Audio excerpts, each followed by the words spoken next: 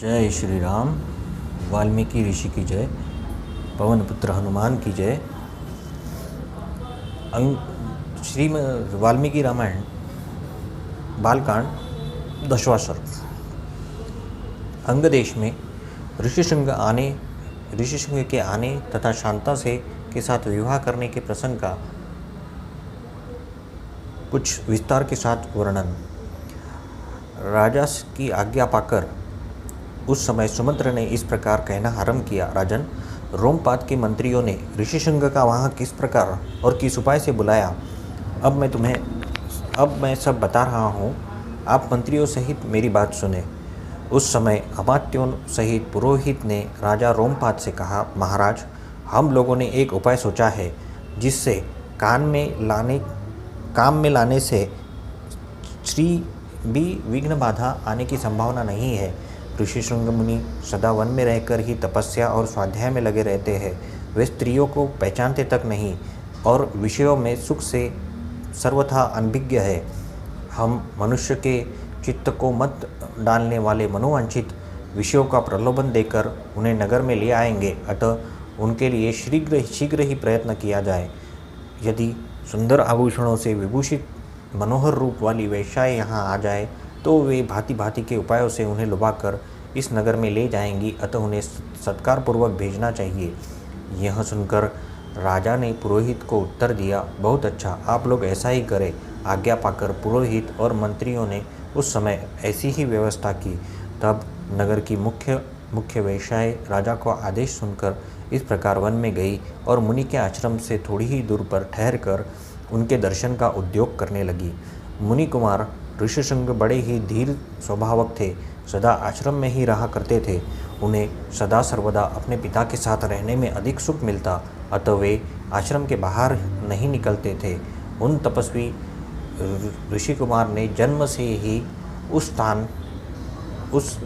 ही उस समय तक पहले कभी न तो कोई स्त्री देखी, न ही पिता के सिवा दूसरे पुरुष का दर्शन किया। नगर या राष्ट्र गांव में उत्पन्न हुए दूसरे प्राणियों को भी वे नहीं देख पाए थे। तदनंतर एक दिन विभांडक कुमार ऋषिशृंग अकस्मात घूमते घूमते उस स्थान पर चले गए जहाँ वे वेश्याएं ठहरी हुई थी। वहाँ उन्होंने उन सुंदरी वनिताओं को देखा। उन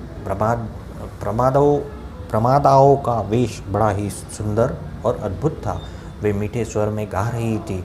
ऋषि कुमार को आया देख सभी उनके पास चली आई और इस प्रकार पूछने लगी, ब्राह्मण, आप कौन है, क्या करते हैं तथा इस निर्जन वन में आश्रम में इतनी दूर आकर अकेले क्यों विचर रहे हैं, यह हमें बताइए, हम लोग इस बात को जानना चाहती है। ऋषिशृंग ने वन में कभी स्त्रियों का रूप नहीं देखा था और वे स्त्रियां तो अत्यंत कमनीय रूप से सुशोभित थी। अतः उन्हें देखकर उनके मन में स्नेह उत्पन्न हो गया, इसलिए उन्होंने अपने पिता का परिचय देने का विचार किया। वे बोले, मेरे पिता का नाम विभांडक मुनि है, मैं उनका औरस पुत्र हूँ। मेरा ऋषिशृंग नाम और तपस्या कर्म इस भूमंडल में प्रसिद्ध है। यहाँ मेरा आश्रम है। आप लोग देखने में परम सुंदर है अथवा आपका दर्शन मेरे लिए शुभकारक है। आप मेरे आश्रम पर चले, वहाँ मैं आप सब लोगों की विधि पूर्वक पूजा करूँगा। ऋषि कुमार की यह बात सुनकर उनसे सहमत हो गई। फिर वे सुंदर स्त्रियाँ उनका आश्रम देखने के लिए वहाँ गई। वहाँ जाने पर ऋषि कुमार ने यहाँ अर्घ्य है, यहाँ पाद्य है, यहाँ भोजन के लिए फल मूल प्रस्तुत है, ऐसा कहते हुए उन सब का विधिवत पूजन किया। ऋषि की पूजा स्वीकार करके वे सभी वहाँ से चली जाने को उत्सुक हुई। उन्हें विभांडक मुनि का भय लग रहा था। उन्होंने शीघ्र ही वहाँ से चले जाने का विचार किया। वे बोली, ब्राह्मण, हमारे पास उत्तम फल है, विप्रवर, उन्हें ग्रहण कीजिए, आपका कल्याण हो। उन फलों को शीघ्र ही खा लीजिए, विलंब न कीजिए। ऐसा कहकर सब ने हर्ष में भरकर ऋषि का आलिंगन किया। उन्हें खाने योग्य भांति भांति के उत्तम पदार्थ तथा बहुत सी मिठाइयाँ दी। उनका रसस्वादन करके उन तेजस्वी ऋषि ने समझा कि ये भी फल है, क्योंकि उस दिन के पहले कभी वो पदार्थ नहीं खाए थे। भला सदा वन में रहने वालों के लिए कैसी वस्तुओं का स्वाद लेने का अवसर ही कहाँ है। तत्पश्चात उनके पिता विभांडक मुनि के डर से डरी हुई वे स्त्रियाँ व्रत और अनुष्ठान की बात बता उन ब्राह्मण कुमार से पूछकर उसी बहाने वहाँ से चली गई। उन सब के चले जाने पर काश्यप कुमार ब्राह्मण ऋषिशृंग मन ही मन व्याकुल हो उठे और बड़े दुख से इधर उधर टहलने लगे। तदनंतर दूसरे दिन फिर मन से उन्हीं का बारंबार चिंतन करते हुए शक्तिशाली विभांडक कुमार श्रीमान ऋषिशृंग उसी स्थान पर गए जहाँ पहले दिन उन्होंने वस्त्र और आभूषणों से सजी हुई उन मनोहर रूप वाली वेश्याओं को देखा था। ब्राह्मण ऋषिशृंग को आते देख तुरंत ही उन वेश्याओं का हृदय प्रसन्नता से खिल उठा। वे सब के सब उनके पास जाकर इस प्रकार कहने लगे, सौम्य आओ, आज हमारे आश्रम पर चलो। यद्यपि वहाँ नाना प्रकार के फल मूल मिलते हैं, तथापि वहाँ भी नीचे ही इन सब का विशेष रूप से प्रबंध हो सकता है। इस प्रकार इस सब के मनोहर वचन सुनकर ऋषिशृंग उनके साथ जाने के लिए तैयार हो गए। वे स्त्रियाँ उन्हें अंगदेश में ले गई।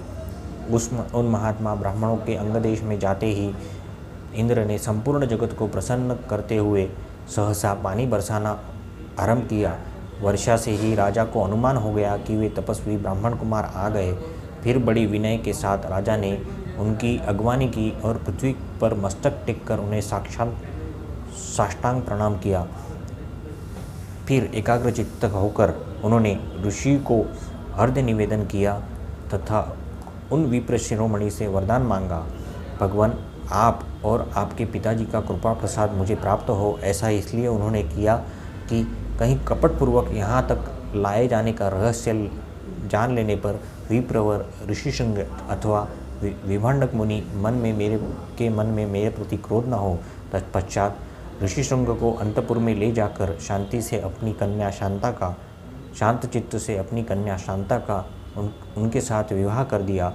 ऐसा करके राजा को बड़ी प्रसन्नता हुई। इस प्रकार महातेजस्वी ऋषिशृंग राजा से पूजित हो संपूर्ण मनोवांछित भोग प्राप्त कर अपनी धर्मपत्नी शांता के साथ वहाँ रहने लगे। इस प्रकार वाल्मीकि निर्मित आर्ष रामायण आदि काव्य के बालकांड में 10वां सर्ग पूरा हुआ। जय श्री राम। पवन पुत्र हनुमान की जय। आज के आनंद की जय।